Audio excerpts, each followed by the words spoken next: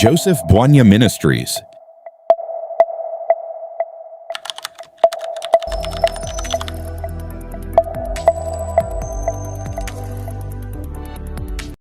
Shalom béni de l'Éternel, ici Joseph Boigna, serviteur de Jésus-Christ. Sois béni de partout où tu es dans le monde. Je partage avec toi une pensée sur traverser la tempête, de l'épreuve à la force. Chaque chrétien connaît des moments de difficultés, des moments de tempête où tu as tendance que tout bouge, tout tourne autour de toi dans le sens négatif. Aujourd'hui, je partage avec toi une pensée sur comment surmonter, comment traverser, comment vivre pendant les moments de tempête. Si tu peux prendre avec moi ta Bible de là où tu es, dans le livre de Marc, chapitre 4, le verset 39. Ici, la Bible me dit, s'étant réveillé, il menaça le vent et dit à la mer, silence, tais-toi. Et le vent cessa. Et il y eut un grand calme. Ici, la Bible nous parle de Jésus-Christ avec ses disciples dans la barque. Ils étaient dans les moments de tempête. Ils traversaient la mer. Il y eut une tempête. Mais Jésus était calme. Les disciples ont vu de gauche à droite. Ils ont rencontré des combats. Ils ont rencontré des difficultés au-dessus de leur capacité.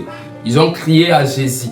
Mais quand Jésus s'était réveillé, j'aime l'attitude des disciples. Les disciples ont crié à Jésus parce qu'ils ont fait recours à Jésus.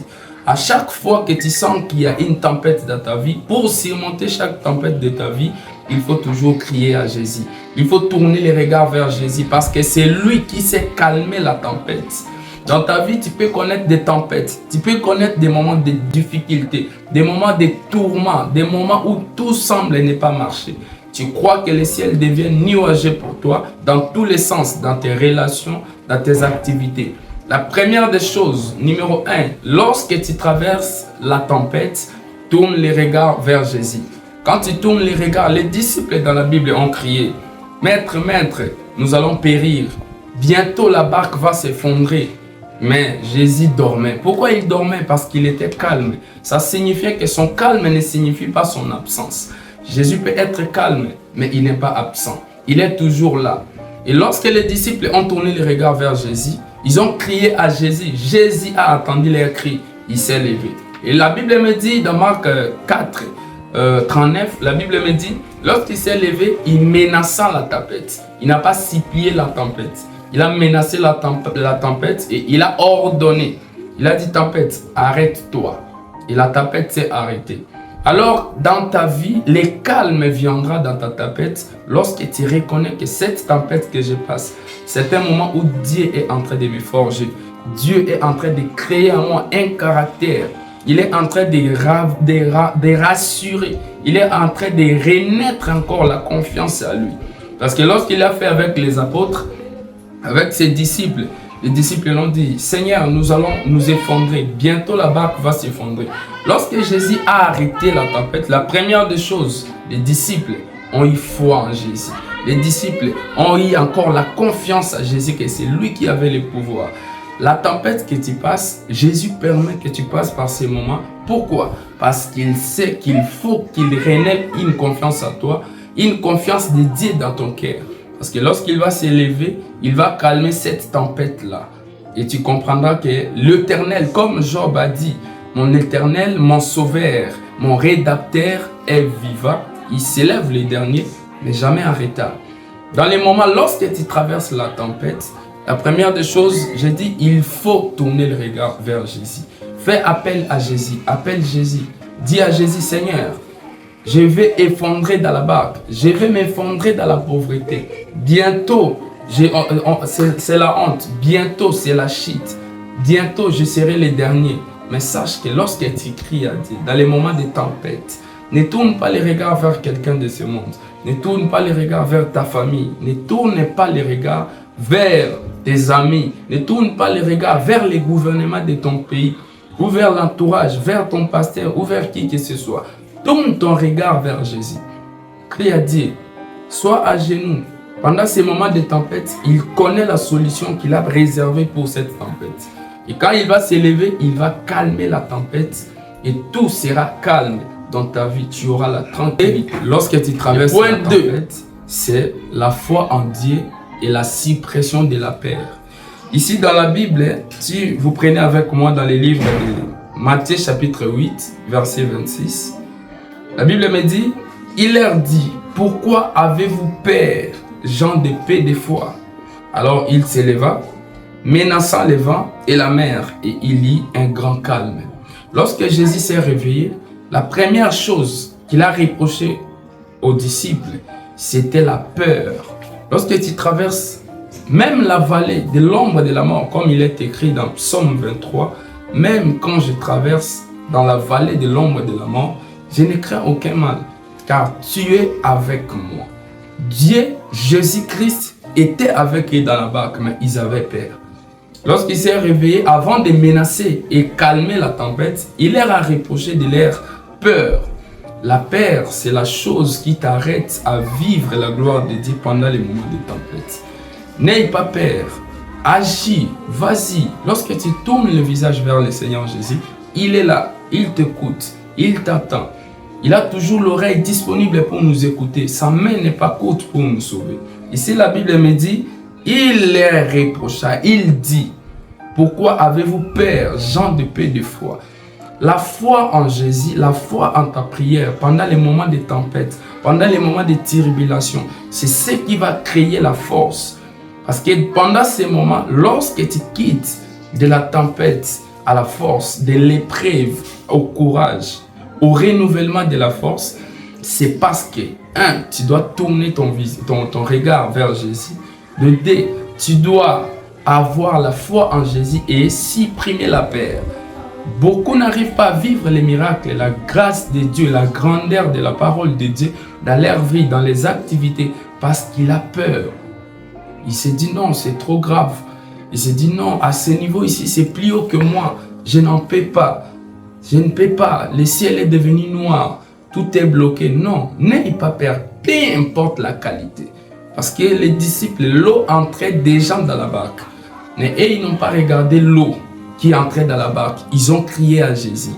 Et après cela, ils ont eu peur. Or, alors qu'ils avaient déjà appelé Jésus, il ne fallait pas avoir peur. Parce que la vie, les calmes, celui qui a créé la tempête et les vents était là. Et moi aussi, je te rassure, pendant les moments de tempête, n'aie pas tendance à avoir peur. Que non, cette situation, cette maladie va me tuer. Ce problème ici sera difficile. Cette situation devient déjà insupportable.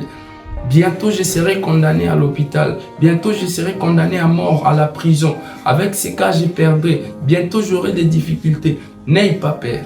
Lorsque tu tournes les regards vers ton Créateur, sois sûr qu'il est là avec toi. Pendant ces moments de tempête, traverse avec joie, avec foi, avec persévérance. Parce qu'il est avec toi malgré les tempêtes, malgré les vents, il est avec toi et il va agir. Dans la troisième partie de notre enseignement, ou le troisième point, si je peux dire, nous avons la persévérance et l'espérance. Si vous prenez avec moi la Bible dans le livre de Romains, chapitre 5, versets 3 à 4. Ici, la Bible me dit, bien plus, nous nous glorifions même des afflictions, sachant que l'affliction produit la persévérance. La persévérance, la victoire dans l'épreuve. Et cette victoire, l'espérance. Bien-aimé, ici, tu peux voir avec moi que la Bible est en train de me dire, nous nous glorifierons même dans des afflictions. Tu dois persévérer même dans les moments de l'épreuve. Parce que c'est cette persévérance qui va produire la victoire dans les épreuves. Anne avait persévéré. Anne, elle a persévéré dans les injures. Elle n'avait pas d'enfant, elle a persévéré. Je connais une personne encore dans la Bible, cette femme qui souffrait de perte de sang, elle a persévéré jusqu'à ce qu'elle a réussi sa guérison. Et alors, Jésus l'avait guéri. Alors, à chaque fois que tu sens que tu es dans la zone de turbulence, dans un moment de tourment, de tempête, que les vents tournent autour de toi, contre toi, que tu es en train de ramer à contre-courant, ne désespère pas. Persévère, continue à prier. Parce que la tendance que les chrétiens ont, la plupart des cas, c'est de lâcher à prier lorsqu'ils sont dans des moments de difficulté, dans les moments de tempête, dans les moments d'épreuve. dans les moments de tests. Parce que l'épreuve pour toi, c'est un test. Dieu est en train de te tester. Il a testé Abraham. Pendant 25 ans, sa femme a persévéré dans la perte, a persévéré dans les manques d'enfants pendant 25 ans. Mais après, lorsque Abraham a persévéré dans la foi, ils ont fini par recevoir Isaac. Après cela, l'épreuve est encore arrivée. Abraham devait donner ses mêmes fils pour sacrifice. Abraham a persévéré. Il a accepté ce que l'Éternel a dit. Et alors, c'est à ce moment qu'Abraham avait reçu la gloire de Dieu et a donné à ce nom Jéhovah Jireh. Pourquoi? Parce qu'il avait persévéré. Il avait persévéré jusqu'à ce qu'il a reçu Isaac. Et il a encore persévéré. Malgré ça faisait mal. Il a pris les seuls fils qu'il avait pour donner comme sacrifice. Persévère. Ayez la foi et l'espérance que si aujourd'hui ça ne va pas, demain ça ira. Si demain ça ne va pas, le lendemain ça ira. Si le lendemain ça ne va pas, je sais une chose. L'espérance produit la victoire dans la foi. La victoire dans les épreuves. L'Éternel est toujours avec toi. Alors marche tête haute. Continue à persévérer. Continue à croire. Continue à prier. N'abandonne pas la prière. N'abandonne pas les genoux. Parce que si je reviens, je te dirai la première des choses. 1. Selon mon explication dans cet enseignement, le numéro 1, c'est qu'il faut faire la première des choses pendant les périodes de tempête. Il faut tourner les regards vers Jésus. Comme les disciples l'ont fait en appelant Maître, Maître, la barque va se noyer. Et Jésus s'est levé, il avait donné la solution. Point 2, c'est la suppression de la peur et avoir la foi en Dieu. Jésus leur avait reproché, pourquoi avez-vous peur, homme de peu de foi? Il ne devrait pas avoir peur. La peur n'est pas la nature des fils et des filles de Dieu. La peur, c'est quelque chose que l'ennemi vient t'inculquer. En fait, que tu ne comprennes pas la gloire qui se cache à toi.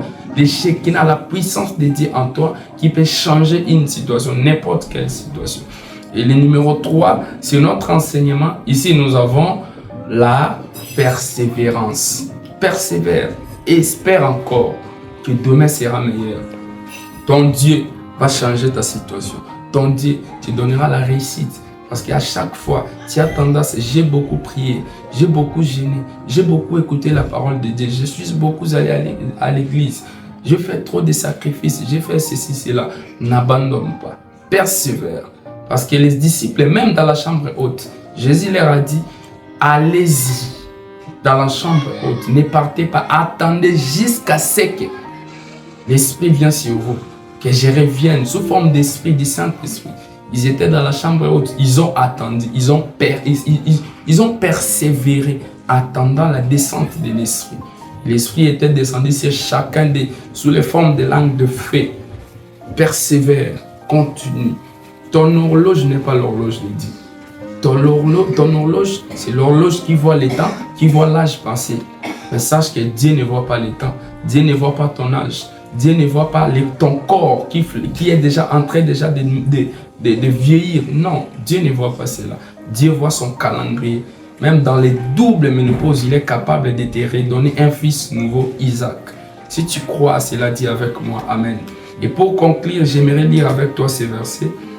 Dans Jean chapitre 16, verset 33, la Bible me dit, « Je vous ai dit ces choses, afin que vous ayez la paix en moi. Vous aurez des tribulations dans le monde, mais prenez courage, j'ai vaincu le monde. » Ici, c'est Jésus qui est en train de dire, je vous ai dit ces choses, afin que vous ayez la paix en moi.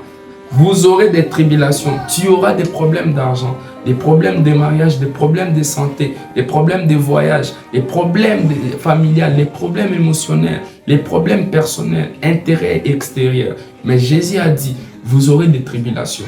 Mais ayez courage, car lui, il a vaincu. Et la Bible a dit à la fin que j'ai vaincu le monde. Celui qui est en toi est plus fort que celui qui est dans le monde. Il est en train de te mettre dans l'épreuve pour te forger, pour te donner un caractère. En fait, à la fin, que tu puisses dire, merci Jésus pour cette épreuve, merci Jésus pour cette maladie. Parce que cette maladie était venue pour démontrer ta gloire en moi. Ces problèmes étaient venus, cette situation difficile était venue pour démontrer ta grâce, ta grandeur dans ma situation. Alors à chaque fois que tu traverses la tempête, traverse la tempête avec joie, avec persévérance, avec foi, en supprimant la peur, en persévérant et en priant.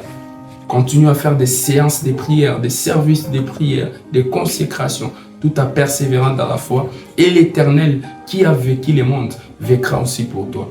Et je prie pour toi, celui qui m'écoute dans cette vidéo, peu importe les problèmes qui surgissent maintenant dans ta vie. Si c'est les problèmes de santé, que mon Dieu te donne la guérison. Si c'est un problème de maladie, que Dieu guérisse toutes les maladies confondues, même cette maladie-là, que les médecins ont déclaré incurable.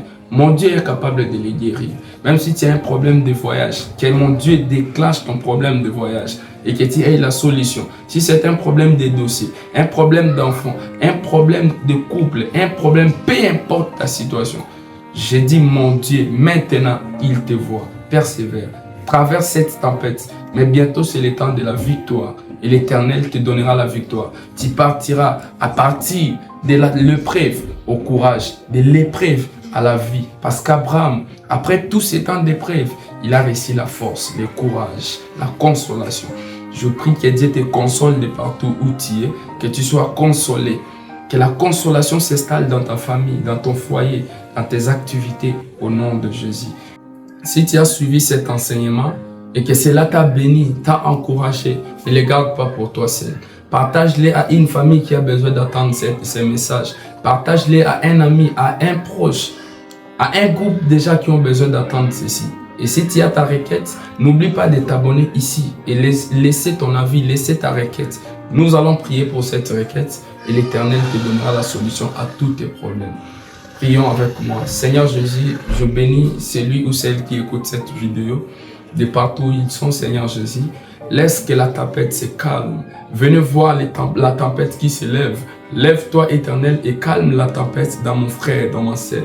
Que toutes les situations compliquées aient la solution. Que nous puissions, Seigneur Jésus, marcher avec toi. Que nous puissions dire, même dans la vallée de l'ombre de la mort, nous ne craindrons aucun mal car tu es avec nous. Bénis le monde entier, bénis tes enfants. Ceux qui te cherchent à ces moments, qu'ils retrouvent la solution. Les cœurs brisés, console au nom de Jésus. Amen. Sois béni au nom de Jésus. Joseph Boigna Ministries,